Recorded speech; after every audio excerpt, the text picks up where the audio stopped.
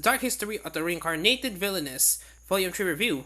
In Volume 2, on the hard dark history of the Reincarnated Villainess, we saw protagonist Iyana's peaceful life come crashing down around her when her new boy Yomi arrived. Now with it over and done, maybe she'll finally get a chance to relax in Volume 3. Of course, Iyana's life is never that simple, and this book opens with rumors that several beautiful girls have gone missing in the town. This, naturally, puts Iyana's sister Kohona front and sentry as a target. But there's just one problem. Iyana doesn't remember writing this storyline. Up until now, Iyana has managed to dodge death flags by following the storylines she remembers and keeping Konoha safe. To start with, she wonders if Konoha is perfectly safe and the chase have nothing to do with her. But when police officer Clementius Chenu turns up, things take a dark turn. As always, when a new character is introduced in the series, his sensitive spell however Iyana and Clementis certainly lays out that it quickly reveals that he thinks Iyana is a culprit behind the cases and intends to arrest her for the crime of kidnapping. So now Iyana must both solve the case and keep her sister safe before something horrible happens. The interesting thing about this installment is that we're beginning to see things spiral out of Iyana's control. Because her storylines were always fully fleshed out, the world has had to fill some details in itself, and that's both interesting to us readers and horrifying for her as she struggles to figure out how to survive.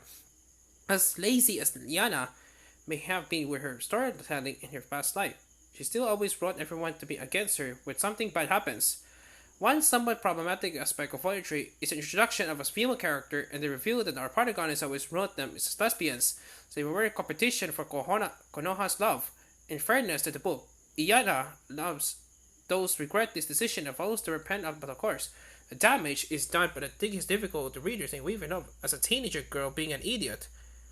Although I still hesitantly to read it recommended The Dark History of the Reincarnated Villainess, I do at least still find it interesting and often fun. There are numerous problems you can pick out throughout these volumes, but somehow author Akiharu Toka manages to deliver something entertaining despite the flaws. I also think Volume 3 does a good job of bringing us back to the charm of Volume 1, since Iyana spends less time being chased around by a boy and more fun figuring out what's going on and how she caused it.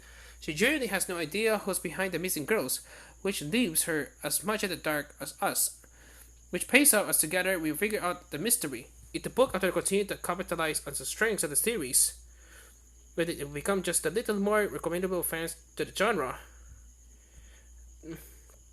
This Dark History of the Reincarnated Villains Volume 3 comes to the West thanks to Yen Press and continues to be translated by Lisa Kaufman.